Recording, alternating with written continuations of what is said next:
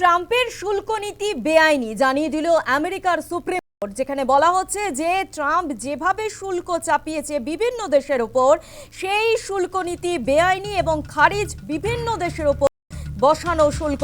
ভারতের ওপর বসানো শুল্কও খারিজ করা হয়েছে। 1977 সালে আইন অনুযায়ী শুল্ক বাড়ায় ট্রাম্প।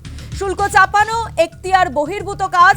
আইন প্রেসিডেন্টকে এই অধিকার দেয়নি। শুল্ক বসানোর ক্ষমতা শুধু মার্কিন কংগ্রেসের, জানালো আমেরিকার সুপ্রিম কোর্ট। সিদ্ধান্ত ভুল, কিছু আসে যায় না, এমনটাই মন্তব্য করেছেন ট্রাম্প।